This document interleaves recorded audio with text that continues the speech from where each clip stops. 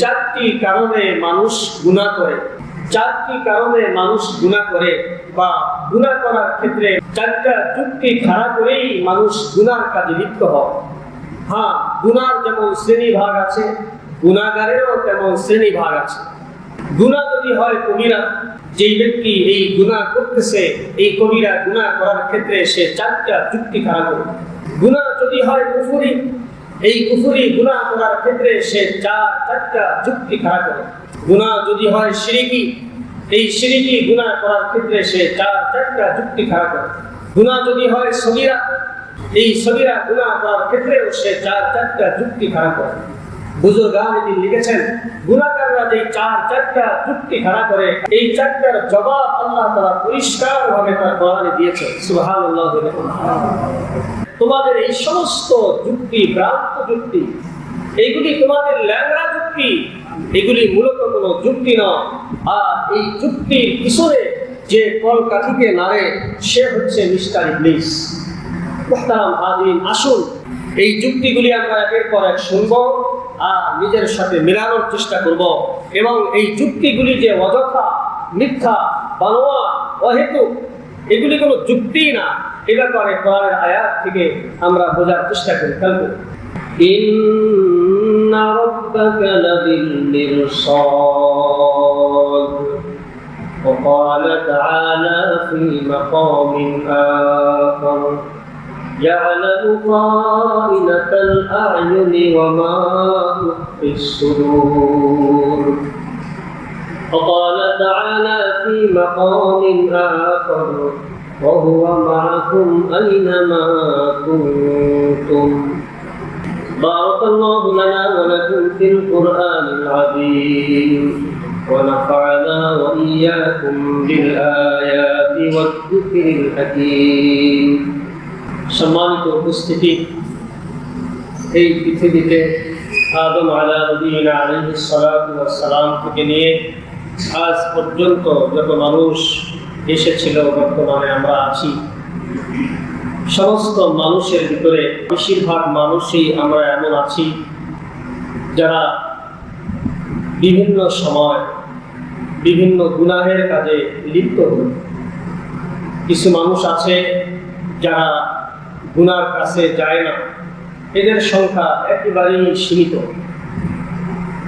এদেরকে হিসাব করে বের করা যাবে এরকম সংখ্যা। কিন্তু যারা আমরা গুনার কাজে লিপ্ত আছি, আমাদের সংখ্যা তুলনাহীন। তো জানার বিষয় হলো, যারা আমরা গুনাহ করছি বা আমাদের অতীতে যে সকল জাতি এসেছিলেন তারা যে গুনাহ করেছেন, এই গুনাহ করার পিছনে আসলে কি কারণ, কি যুক্তি। মানুষ যে কোনো কাজ করে, সেই কাজ করার ক্ষেত্রে সেখানে লাভ ক্ষতি দেখে, যুক্তি দেখে, কারণ দেখে। তো এই যে গুনাহগারের সংখ্যা সমাজে আগেও বেশি ছিল, এখনো বেশি। গুনাহগাররা যারা আমরা আছি, আমরা গুনাহ কেন করি, এর পিছনে কি কারণ, এর পিছনে কি দলিল বা এর পিছনে কি যুক্তি। বুজুর্গানে দ্বীন তাদের কিতাবে কোরআন হাদিস থেকে নির্যাস টেনে নিয়ে এসেছেন যে যারা গুনাহগার, চাই তারা একেবারে উপর লেভেলের গুনাহগার হোক, চাই তারা একেবারে নিম্নমানের গুনাহগার হোক, চাই গুনাহটি বড় হোক অথবা গুনাহ ছোট হোক, চাই সেটা কবিরা হোক বা সগীরা হোক, চাই সেটা জাহিরি হোক বা বাতিনি হোক, চাই সেটা কুফরি, শিরকি, বিদআতি, যে কোনো গুনাহই হোক না কেন, এই গুনার পিছনে যে কারণগুলি, এই কারণগুলি বুজুর্গানে দ্বীন, আকাবিরিন উলামায়ে কেরাম কোরআন হাদিস থেকে নির্যাস টেনে এনেছেন যে চারটি কারণে মানুষ গুনাহ করে। কয়টি কারণে গুনাহ করে ভাই? এই কথাটা আমাদের স্মরণ রাখতে হবে। চারটি কারণে মানুষ গুনাহ করে বা গুনাহ করার ক্ষেত্রে মানুষ চারটা যুক্তি দায়ের করে, চারটা যুক্তি খাড়া করেই মানুষ গুনাহর কাজে লিপ্ত হয়। হ্যাঁ, গুনাহর যেমন শ্রেণী ভাগ আছে, গুনাহগারেরও তেমন শ্রেণী ভাগ আছে। গুনাহ যদি হয় কবিরা, যেই ব্যক্তি এই গুনাহ করতেছে, এই কবিরা গুনাহ করার ক্ষেত্রে সে চারটা যুক্তি খাড়া করে। গুনাহ যদি হয় কুফরি, এই কুফরি গুনাহ করার ক্ষেত্রে সে চারটা যুক্তি খাড়া করে। গুনাহ যদি হয় শিরকি, এই শিরকি গুনাহ করার ক্ষেত্রে সে চারটা যুক্তি খাড়া করে। গুনাহ যদি হয় সগীরা, এই সগীরা গুনাহ করার ক্ষেত্রেও সে চারটা যুক্তি খাড়া করে। বুজুর্গান এদিন লিখেছেন, গুনাহগাররা যে চারটা যুক্তি খাড়া করে, কারণ খাড়া করে, এই চারটার জবাব আল্লাহ তাআলা পরিষ্কার ভাবে তার কোরআনে দিয়েছেন। সুবহানাল্লাহ। যেই চার কারণে, যেই চার যুক্তিতে গুনাহগার গুনাহ করে, তাদের এই যুক্তিগুলিকে আল্লাহ পাক সরাসরি কোরআনে খণ্ডন করেছেন। তোমাদের এই সমস্ত যুক্তি ভ্রান্ত যুক্তি, এইগুলি তোমাদের ল্যাংড়া যুক্তি, এগুলি মূলত কোনো যুক্তি নয়। আর এই যুক্তির পিছনে যে কলকাঠিকে নাড়ে সে হচ্ছে মিস্টার ইবলিস। মুহতারাম হাজিরিন, আসুন আমরা যারা ঈমানদার হওয়া সত্ত্বেও, মুমিন মুসলমান হওয়া সত্ত্বেও নিজেকে একজন আল্লাহর বান্দা, মুমিন বান্দা হিসেবে পরিচয় দেওয়া সত্ত্বেও আমরা যে গুনার কাজগুলি করছি, এর পিছনে মূলত চারটি কারণ, বা গুনাহ করার ক্ষেত্রে আমরা চারটা দলিল দিয়ে থাকি, বা গুনাহ করার ক্ষেত্রে আমরা চারটা যুক্তি খাড়া করে থাকি। এই যুক্তিগুলি আমরা একের পর এক শুনব আর নিজের সাথে মেলানোর চেষ্টা করব, এবং এই যুক্তিগুলি যে অযথা, মিথ্যা, বানোয়া, অহেতুক, এগুলি কোনো যুক্তি না, এ ব্যাপারে কোরআনের আয়াত থেকে আমরা বোঝার চেষ্টা করি। খেয়াল করি, প্রথম নম্বর যুক্তি হচ্ছে, আমি গুনাহ করছি, আমাকে কেউ দেখে না। এই হচ্ছে প্রথম যুক্তি। যেহেতু আমাকে কেউ দেখে না, তো আমি, অতএব গুনাহ করতে কোনো অসুবিধা নেই। যারা আমরা গুনাহ করি, ঠিক যে সময় গুনাহ করছি, যদি আমরা ওই সময় চিন্তা করতাম যে আমাকে কেউ একজন দেখছে, আচ্ছা বলুন তো, তাহলে কি গুনাহ করা সম্ভব হইতো? তাহলে আমরা যে গুনাহ করি, আমাদের কে বলছি? বেঈমান কাফেরদের কথা বাদ দিলাম, আমরা যারা ঈমানদার, নিজেকে ঈমানদার বলছি, আবার মাঝে মাঝে মারাত্মক ধরনের গুনাহ করছি, ছোট গুনাহ করি, বড় গুনাহ করি। তো গুনাহ করার সময় আমাদের ভিতরে এই বীজ রোপণ করে মিস্টার ইবলিস যে তুমি গুনাহ করে ফেলো, তোমাকে তো কেউ দেখছে না। আল্লাহ পাক রব্বুল আলামিন এই কোরআন যুক্তিকে খণ্ডন করেছেন। পবিত্র কোরআনুল কারীমে আল্লাহ তাআলা বলেন, ইন্না রাব্বাকা লাবিল মিরসাদ, স্মরণ রাখো, নিশ্চয়ই তোমার রব তোমার দিকে তাকিয়ে আছেন। আল্লাহ তাআলা আমাদের দিকে দেখছেন, তাকিয়ে আছেন, তার কুদরতি দৃষ্টি দিয়ে তিনি তাকিয়ে আছেন। তাফসীরকারগণ এই শব্দের ব্যাখ্যায় লিখেছেন, ইন্না রাব্বাকা লাবিল মিরসাদ। মিরসাদ মানে কি? মিরসাদ মানে হচ্ছে কোনো একজন শিকারী যখন কোনো শিকারকে শিকারি করার জন্য প্রস্তুতি নেয়, ঘুরে বেড়ায়, খোঁজে অমুক পাখিটাকে আমি শিকার করতে চাই। উদাহরণস্বরূপ একটা ঘুঘু পাখি সে এরকম ভাবে শিকার করবে, তো বন জঙ্গলে খুঁজে বেড়াচ্ছে ঘুঘু পাখি কোথা। এক পর্যায়ে হঠাৎ করে তার দৃষ্টির সামনে আসলো একটা ঘুঘু পাখি ডালে বসে আছে। এইবার সে সুন্দরভাবে পজিশন করে, এমন ভাবে সে তার দিকে দৃষ্টি দিয়ে তাকায় যে তার চোখের পলক পর্যন্ত পড়ে না, শরীরটা নড়ে না, সে পুরা স্থির ভাবে 100 ভাগ মনোযোগ দিয়ে সেই পাখিকে টার্গেট করে। কথা বলেন, টার্গেট করে কিনা? এই মিরসাদ মানে হচ্ছে শিকারী শিকার করার ক্ষেত্রে ওই শিকারকে যে পরিমাণ টার্গেট করে, নিখুঁত ভাবে টার্গেট করে তার দিকে খেয়াল করে দেখে, আল্লাহ পাক রব্বুল আলামিন এই পৃথিবীর প্রত্যেকটা বান্দা বান্দির দিকে নিখুঁত ভাবে টার্গেট করে দেখে আছেন। আল্লাহু আকবার। আল্লাহ পাকের চাহনির ভিতরে কোনো পরিমাণ ত্রুটি নাই, কোনোভাবেই মিস্টেক হওয়ার সম্ভাবনা নাই। যেমন ভাবে শিকারী 100 ভাগ চেষ্টা করে এই শিকার যেন আমার ধনুকের বাহিরে না যায়, আমার কুলির বাহিরে না যায়, আমি যেন আমার লক্ষ্যবস্তু ঠিক রাখতে পারি, এই জন্য সে চোখের পলকটা পর্যন্ত ফেলে না, কোনো নড়াচড়া করে না, গভীরভাবে মনোযোগ দেয়। আল্লাহ পাক রব্বুল আলামিন এ দুনিয়ার প্রত্যেকটা গুনাহগার মানুষের দিকে এইভাবে সুন্দরভাবে সূক্ষ্মভাবে তাকিয়ে আছেন। অতএব সাবধান হয়ে যাই, গুনাহ করার ক্ষেত্রে শয়তানের ধোঁকায় যেন না পড়ি। কেউ মনে হয় দেখে না, ওই শিকারী যেমন ওই শিকারের দিকে তাকিয়ে আছে, ওই পাখি কিন্তু জানে না তার দিকে কেউ গভীর দৃষ্টি দিয়ে আছে। জানে নাকি?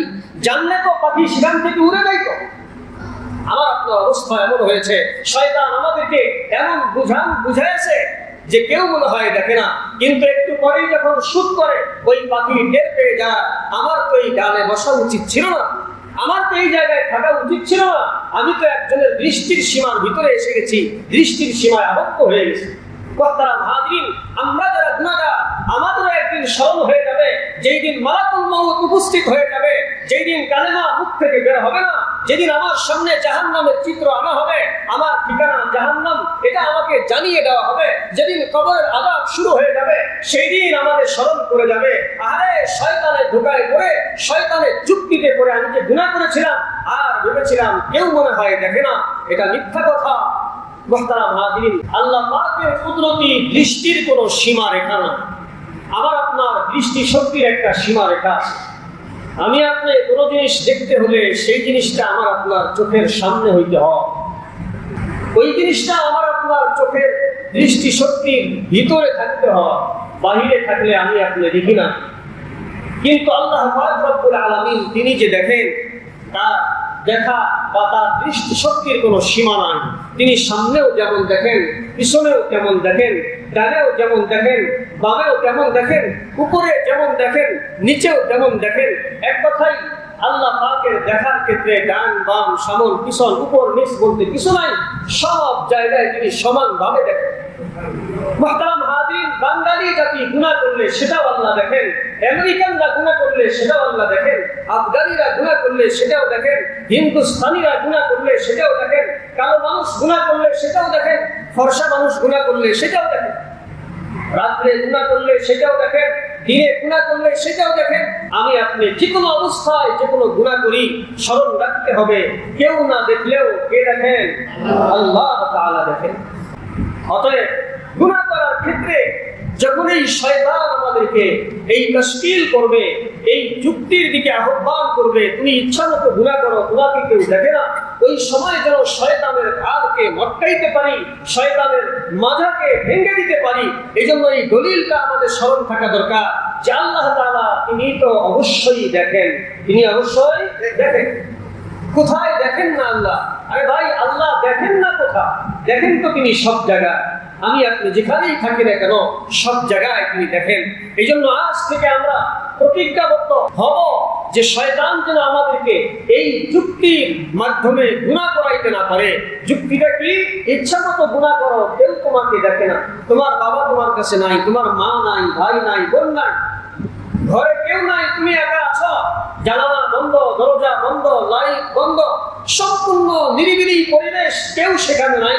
শয়তান মিস্টার ইবলিস সেখানে এসে উপস্থিত আর বলে ইন্টারনেটটা চালু করো, এইবার তুমি অমুক জিনিস দেখো, অমুক জিনিস দেখো।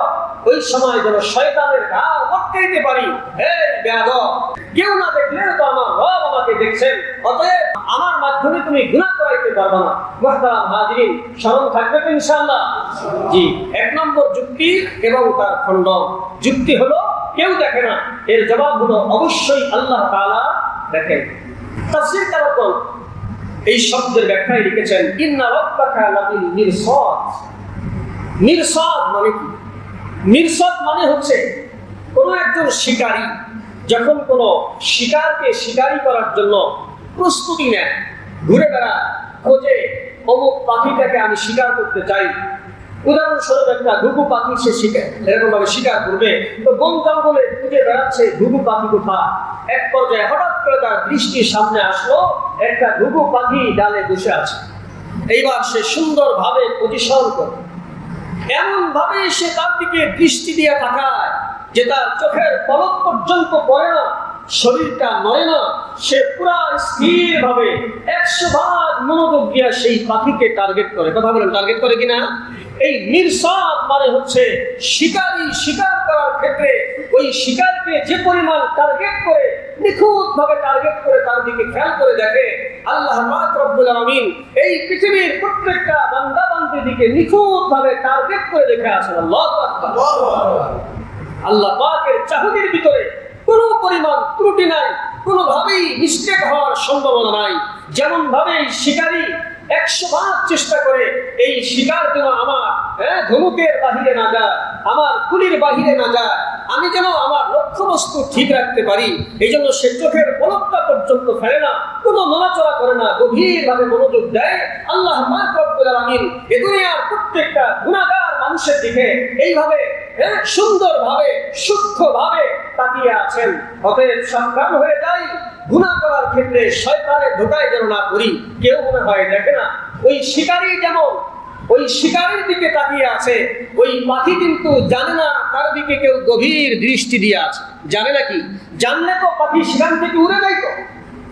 আমার আপনার অবস্থা এমন হয়েছে, শয়তান আমাদেরকে এমন বুঝাইছে যে কেউ মনে হয় দেখে না, কিন্তু একটু পরেই যখন শুট করে ওই পাখি টের পেয়ে যায়, আমার তো এই ডালে বসা উচিত ছিল না, আমার তো এই জায়গায় থাকা উচিত ছিল না, আমি তো একজনের দৃষ্টির সীমার ভিতরে এসে গেছি, দৃষ্টির সীমায় আবদ্ধ হয়ে গেছি। আমরা যারা গুনাহগার, আমাদেরও একদিন স্মরণ হয়ে যাবে, যেই দিন মালাকুল মউত উপস্থিত হয়ে যাবে, যেই দিন কালেমা মুখ থেকে বের হবে না, যেদিন আমার সামনে জাহান্নামের চিত্র আনা হবে, আমার ঠিকানা জাহান্নাম, এটা আমাকে জানিয়ে দেওয়া হবে, যেদিন কবরের আযাব শুরু হয়ে যাবে, সেই দিন আমাদের স্মরণ করে যাবে, আরে শয়তানের ধোঁকায় পড়ে, শয়তানের যুক্তিতে পড়ে আমি যে গুনাহ করেছিলাম আর ভেবেছিলাম কেউ মনে হয় দেখে না, এটা মিথ্যা কথা। মুহতারাম হাজিরিন, এই হচ্ছে এক নম্বর, মানুষ যে গুনাহ করে এর পিছনে একটা যুক্তি এবং তার জবাব। দুই নম্বর, গুনাহগার চিন্তা করে আমি যে গুনাহ করি, আমার এই গুনাহ করা সম্পর্কে কেউ জানে না। আগেরটা হচ্ছে কেউ দেখে না, এখনকার কি কেউ জানে না। এইটাও খোরা যুক্তি, এইটাও ল্যাংড়া যুক্তি, এইটাও মিশকাত ইবলিসের যুক্তি। এই ইবলিস এটা মানুষের পক্ষ থেকেও হইতে পারে, জিন জাতির পক্ষ থেকেও হইতে পারে, এবং আমার আপনার প্রত্যেকের ভিতরেও একটা ইবলিস আছে। আমার আপনার প্রত্যেকের ভিতরে একটা নফস আছে, নফসে আম্মারা, বড় খারাপ নফস। তবে এটাকে শায়েস্তা করা, আল্লাহ পাক সেই পদ্ধতি জানিয়ে দিয়েছেন। আমি সেই দিকে এখন গেলে অনেক লম্বা হয়ে যাবে। আল্লাহ তাআলা প্রত্যেকটা মানুষকে তিনটা করে নফস দান করেছেন। কয়টা করে নফস? তিনটা। একটা নাম হচ্ছে নফসে মুতমাইন্না, আরেকটা নাম হচ্ছে নফসে লাওয়ামা, আরেকটা নাম হচ্ছে নফসে আম্মারা। এর ভিতরে সবচাইতে নিকৃষ্ট হচ্ছে নফসে আম্মারা। মুহতারাম হাজিরিন, সামান্য একটু সংজ্ঞা দিয়ে সামনের দিকে যাই। নফসে আম্মারা হচ্ছে সদা সর্বদা সে গুনাহ করাইতে চায়, সদা সর্বদা কি গুনাহ করাইতে চায়, এবং সে সবসময় এই বান্দাটাকে গুনাহর প্রতি উদ্বুদ্ধ করে, গুনাহ সম্পর্কে ওয়াজ করে, গুনাহ সম্পর্কে তাশকিল করে। এক সময় বান্দা গুনাহ করে ফেলে, এক সময় বান্দি গুনাহ করে ফেলে, কিন্তু গুনাহ করার পর তার ভিতরে কোনো পরিবর্তন আসে না।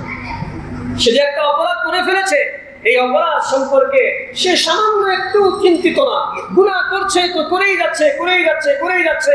10 বছর থেকে গুনাহ করছে, তো ভিতরে কোনো অনুভূতি নাই। আমি যে গুনাহ করছি, আমি যে আল্লাহকে নারাজ করছি, এর ব্যাপারে কোনো টেনশনই ভিতরে কাজ করে না। এইটার নাম হচ্ছে নফসে আম্মারা। আমরা নিজেরাই টের পেয়ে যাব গুনাহ করার পরে আমাদের ভিতরে যদি এরকম অবস্থা হয় যে গুনাহ করেছি তো কি হয়েছে, নাউযুবিল্লাহ, যদি এমন অবস্থা হয় তো বুঝতে হবে আমি নফসে আম্মারা গোলাম হয়ে গেছি। আরেকটা হচ্ছে নফসে লাওয়ামা। লাওয়ামা নফস অর্থ হচ্ছে ধিক্কার দানকারী নফস, অভিশাপ দানকারী নফস। অর্থাৎ যদি শয়তানের ধোঁকায় পড়ে কোনো গুনাহ করেও ফেলি, পরে আফসোস হয়, আহারে আমি তো গুনাহটা করে ফেলেছি, আমি বড় মারাত্মক ভুল করেছি। আমি যখন মায়ের গর্ভ থেকে দুনিয়াতে এসেছিলাম তখন তো আমি নিষ্পাপ ছিলাম, আমি কেন গুনাহটা করলাম? এই নিজেই নিজেকে ধিক্কার জানায়, নিজেই নিজেকে অভিশাপ দেয়। এইটার নাম হচ্ছে নফসে লাওয়ামা, অভিশাপ দানকারী নফস। মুহতারাম হাজিরিন, যদি আমাদের এমন অবস্থাটাও হইতো যে আমি গুনাহ করার পরে একটু লজ্জিত হচ্ছি, বড় ভুল করে ফেলেছি, এমনটা চিন্তা যদি আমাদের ভিতরে আসে, যদি আমরা অনুতপ্ত হই, তাহলে বুঝবো যে আমি আপনি নফসে লাওয়ামার গোলাম। কার গোলাম? নফসে লাওয়ামার গোলাম। এটা খুব খারাপ না, আগেরটা বেশি খারাপ। গুনাহ করার পরে কোনো পরিবর্তন নাই, নিজেকে কোনো ধিক্কার দেয় না। একটা কাফের যেমন গুনাহ করে, ঈমানদারও গুনাহ করছে। কাফের যেমন কিছুই মনে করে না, ঈমানদারও কিছুই মনে করে না। ওই কাফেরের নফস নফসে আম্মারা, এই নামধারী ঈমানদারের নফস নফসে আম্মারা। আর যদি ঈমানদার গুনাহ করার পর চিন্তা করে, আহারে শয়তানের ধোঁকায় পড়ে ফেলেছি, বড় অন্যায় করেছি, এর থেকে তো আমার তওবা করা দরকার, এটার নাম হচ্ছে নফসে লাওয়ামা। আরেক প্রকার নফস নফসে মুতমাইন্না, প্রশান্ত হৃদয়। কোন হৃদয়? প্রশান্ত হৃদয়। যে হৃদয়ে কোনো পেরেশানি নাই, আরে গুনার কাছে সে যায় না, সে তো সদা সর্বদা তার রবকে নিয়ে ব্যস্ত, রবের জিকির নিয়ে ব্যস্ত, তার সামনে কোনটা গুনাহ আর কোনটা সওয়াব পরিষ্কার, যার কারণে শয়তানের ধোঁকায় সে করে না। কারণ সে জানে এইটা কালো, এইটা সাদা। আমরা এখানে যারা আছি, আমরা কালো সাদা চিনি কিনা? কি বলেন? চিনি। আমাকে যদি কেউ এসে বলে এই সাদা পাতাটাকে যদি কেউ এসে বলে এটা কালো, আমি বলবো তুমি পাগল হয়েছে, এটা তো সাদা। তো যারা নফসে মুতমাইন্না ওয়ালা, এদের সামনে শয়তান গুনাহকে সুন্দরভাবে সাজিয়ে নিয়ে আসলেও তারা চিনতে পারে এটা গুনাহ, এজন্য তারা সেদিকে কোনো ভ্রুক্ষেপ করে না। তারা প্রশান্ত মনে আল্লাহর জিকিরে থাকে, তারা প্রশান্ত মনে আল্লাহ ইবাদতে মশগুল থাকে। এখন আমরা নিজেরাই টের পেয়ে যাওয়ার কথা, আমরা কি নফসে মুতমাইন্না ওয়ালা, নাকি আমরা নফসে লাওয়ামা ওয়ালা, নাকি আমরা নফসে আম্মারা ওয়ালা? এটা নিজেরা চিন্তা করলেই পেয়ে যাবে। মুহতারাম হাজিরিন, তো বলতেছিলাম গুনাহ করা যে সকল যুক্তি, তার ভিতরে একটি যুক্তি হচ্ছে আমি গুনাহ করছি এ সম্পর্কে কেউ জানে না। এটা সম্পূর্ণ ধোঁকা। আল্লাহ পাকের জবাব দিয়েছেন। আল্লাহ তাআলা বলেন ইয়ালামু খালিনাতাল আয়ুনি ওয়া মা তুফিস সুদূর। হে বান্দা, তুমি যা কিছু করো সে সম্পর্কে তো আমার জানা আছেই, পাশাপাশি তুমি যে চোখের চোরা চাহনির মাধ্যমে কি বুঝাইতে চাও আমি আল্লাহ পাক সেটাও জানি। আল্লাহু আকবার বলো। আছে না? মুখে কিছুই বলে না, কিন্তু চোখ দিয়ে অনেক কিছু বুঝাইতে চায়। আল্লাহ বলেন নিজেকে অনেক বড় পণ্ডিত ভাবো, তাই না?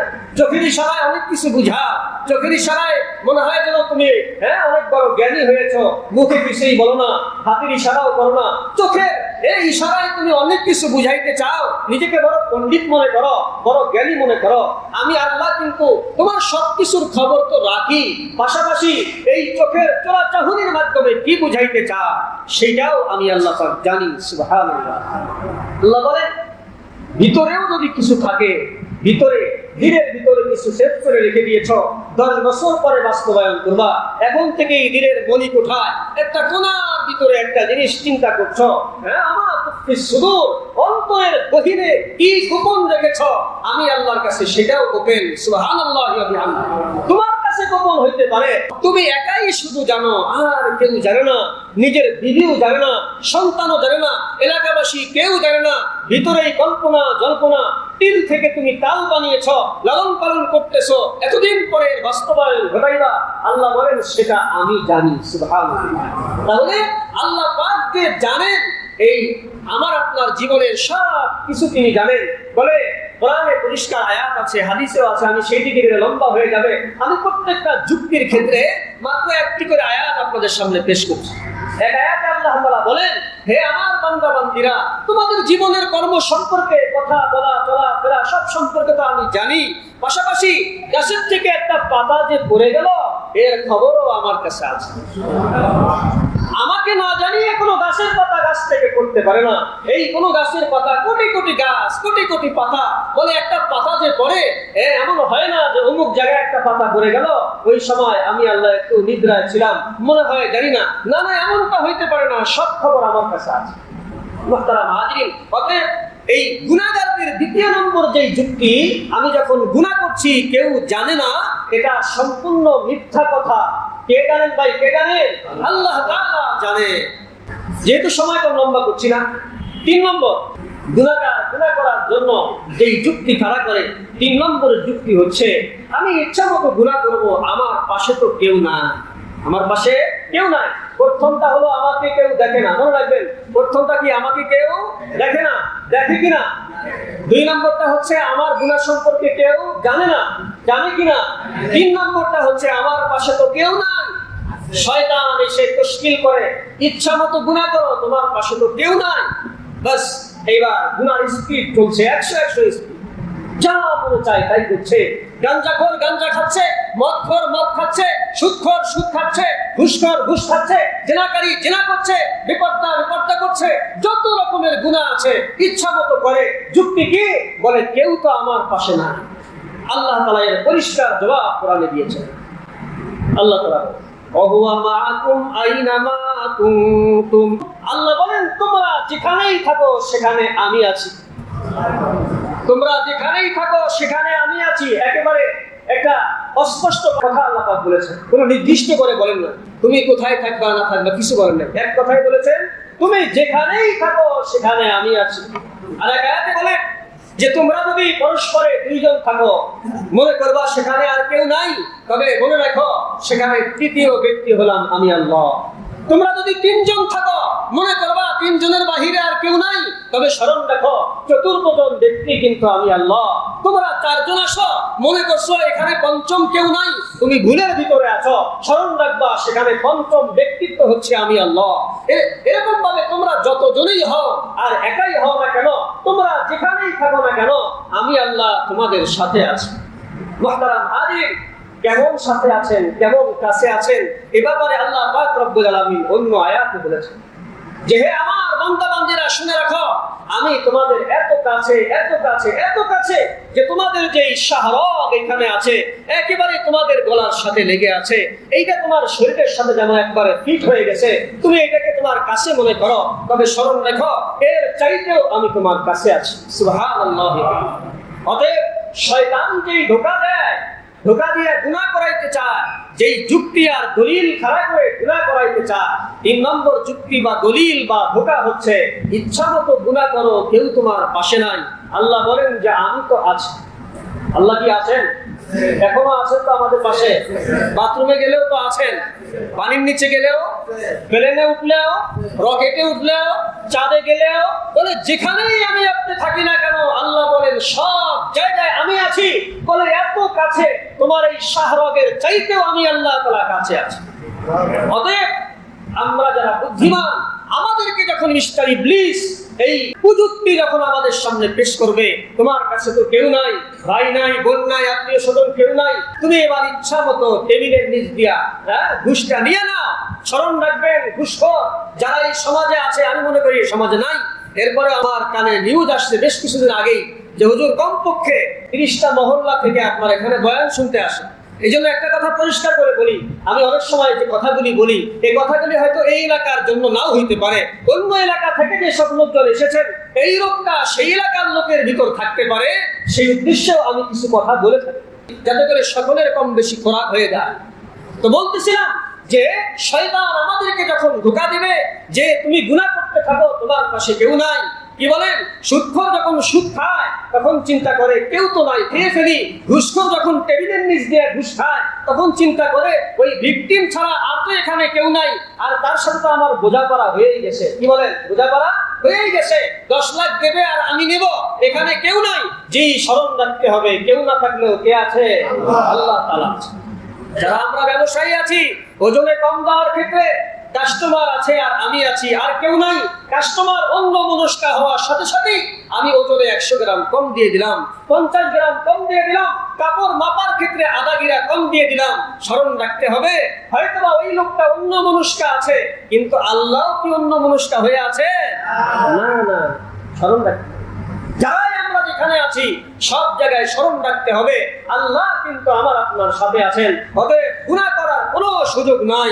শয়তানের ঘাড়কে মটকিয়ে দেওয়ার জন্য আল্লাহ পাক কোরআনে দলিল দিয়েছেন, হে আমার বান্দা বান্দীরা, যখন এই শয়তান তোমাদেরকে এই তশকিল করবে ইচ্ছামতো গুনাহ করো, কেউ তোমার সাথে নাই, সাথে সাথে এই আয়াত তোমরা স্মরণ রাখবা, আহুয়া মাকুম আইনামা কুনতুম, তিনি তোমাদের সাথে আছেন তোমরা যেখানেই থাকো না কেন। 3 নম্বর। 4 নম্বরটা বড় মারাত্মক।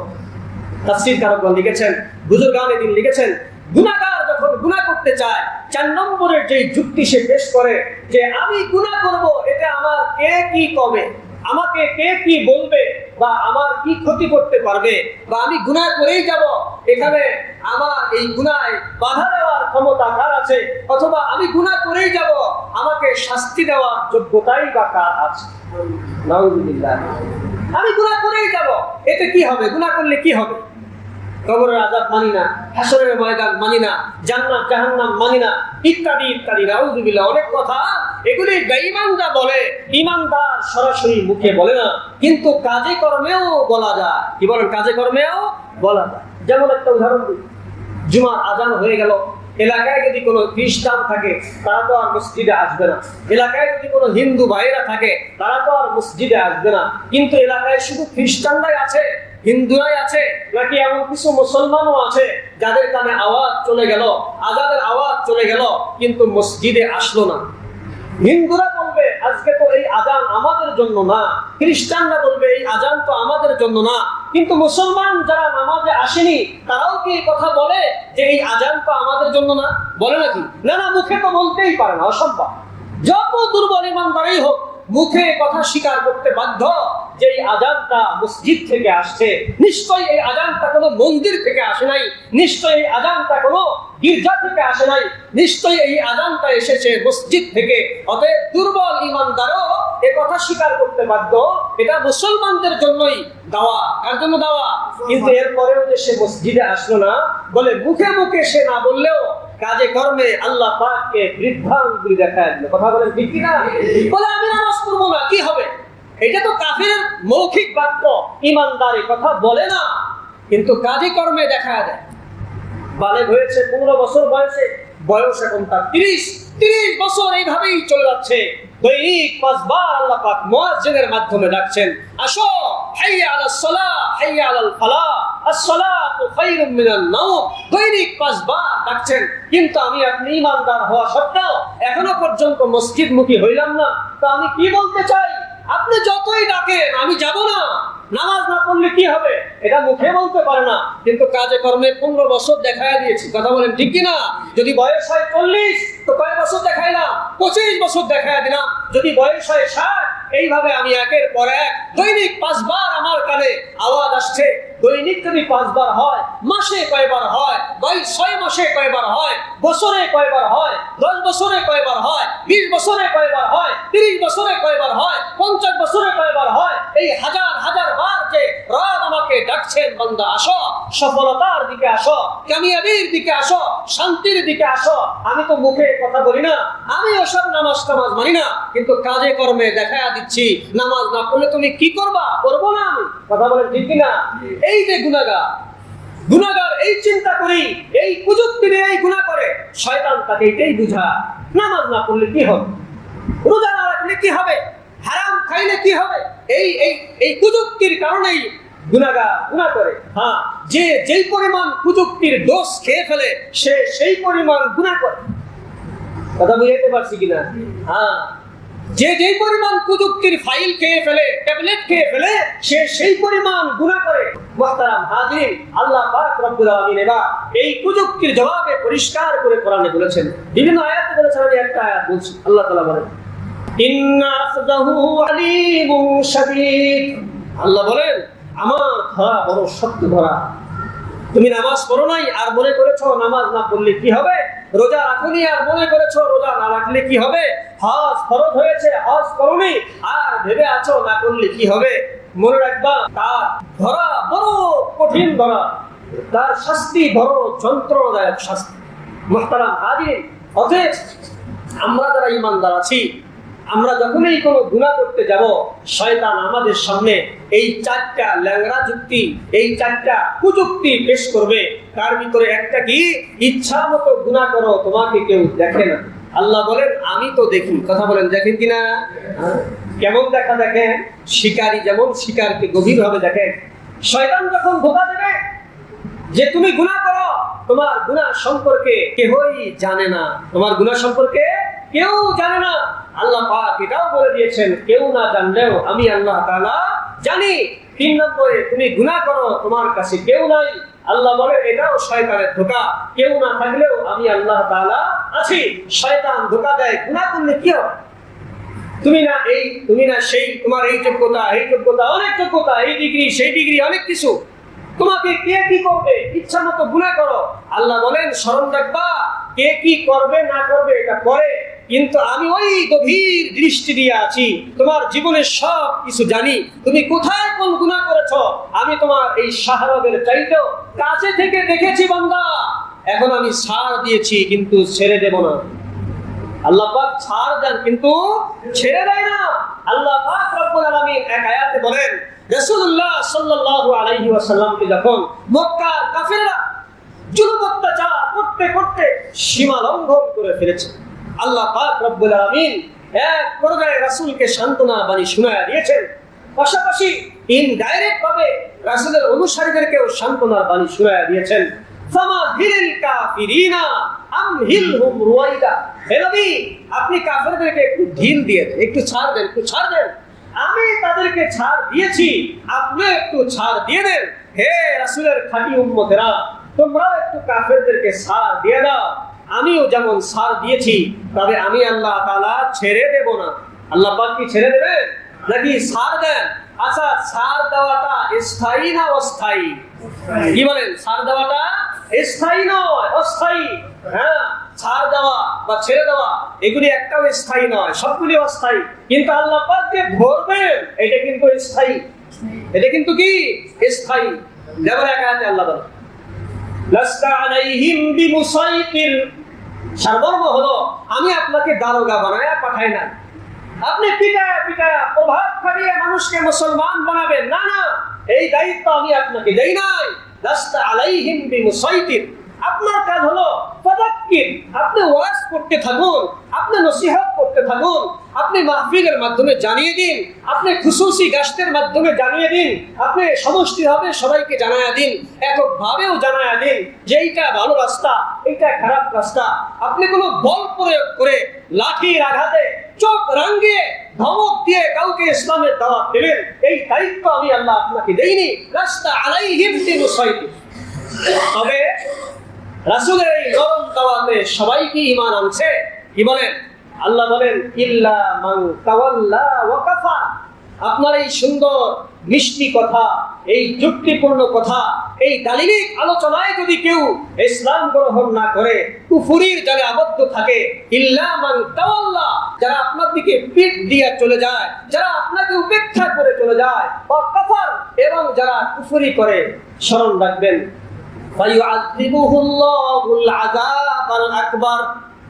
আল্লাহ পাক রব্বুল আলামিন দায়িত্ব নিয়ে নিলেন, তাকে কেমনে শাস্তি দেওয়া লাগবে এটা সম্পূর্ণ দায়িত্ব কার? আল্লাহ। আপনার কাজ হলো ওয়াজ করা, ফাযাক্কির। আপনার কাজ হলো ওয়াজ করা। অনুরূপভাবে যারা নবীর ওয়ারিসরা আছে তাদেরও কাজ হলো ওয়াজ করা। ডান্ডা দিয়ে কাউকে ঠান্ডা করার দায়িত্ব কোনো উলামায়ে কেরামের নাই। যেখানে নবীকে আল্লাহ পাক দেয়নি সেখানে উলামায়ে কেরাম তো অনেক দূরের কথা। কোন প্রভাব খাটিয়ে, চোখরান দিয়ে, ধমক দিয়ে কাউকে নামাজি বানাইতে হবে, কাউকে সুদ থেকে ফিরাইতে হবে, না, না, না, এই দায়িত্ব কোন উলামায়ে কেরামকে আল্লাহ পাক দেয়নি। উলামায়ে কেরামের কাজ হলো বুঝানো, যুক্তির আলোকে বুঝানো, মিষ্টি কথায় বুঝানো, সুন্দর কথার মাধ্যমে বুঝানো, কোরআন সুন্নাহকে সামনে নিয়ে বুঝানোর চেষ্টা করা। মানা না মানা জনগণের ব্যাপার। যারা মানবে তারা তো চিরস্থায়ী জান্নাত পাবে, আর যারা মানবে না, আল্লাহ বলেন ফায়ুআযিবুহুল্লাহুল আযাবাল আকবার। আল্লাহ তাআলা তাদেরকে বড় শাস্তি দেবেন, বড় শাস্তি, বড় শাস্তি। এটা শাস্তি যে কত বড় হবে এটা আল্লাহ পাকই ভালো জানেন।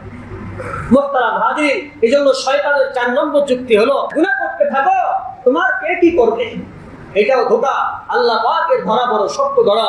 মুহতারাম হাজিরিন, আমি আপনি যখন গুনাহ করি, শয়তান আমাদেরকে এই 4টা ধোঁকা দ্বারা আবদ্ধ করতে চায়। মনে থাকবে তো ইনশাআল্লাহ? 1 নম্বরটা কি বলেন দেখি? কেউ দেখে না। আসলে কেউ না দেখলেও একজন দেখেন কিনা? কে তিনি দেখেন? কে? আল্লাহর নামটা আরেকবার বলেন দেখি। আল্লাহ। কে দেখেন? আল্লাহ। সবাই বলেন কে দেখেন? আল্লাহ। 2 নম্বর, কেউ জানে না। কেউ না জানলেও কে জানে? আল্লাহ। 3 নম্বরে কেউ পাশে না, কেউ না থাকলেও কে আছে? আল্লাহ। 4 নম্বরে কিছুই করতে পারবে না। কেউ কিছু করতে না পারলেও কে পারবেন? আল্লাহ তাআলা পারবেন। অতএব আমরা দুর্বল ইমানদার, শয়তান আমাদেরকে যে কোনো মুহূর্তে এই 4টা ট্যাবলেট খাওয়ায়া গুনাহ করাইতে পারে। আজ থেকে আমাদের কোন করতে হবে, এই 4 ট্যাবলেটের কোন ট্যাবলেট যেন আমাদেরকে খাওয়ায়া শয়তান আমাদেরকে গুনার কাজে নিতে না পারে। নিয়ত আছে তো ইনশাআল্লাহ? কার কার নিয়ত আছে? হাতটা উঠান দেখি। আল্লাহ তাআলা আমাদের সবাইকে শয়তানের ধোঁকা থেকে হেফাজত করুন। আমিন। ওয়া আখিরু দাওয়ানা আলহামদুলিল্লাহি রাব্বিল আলামিন।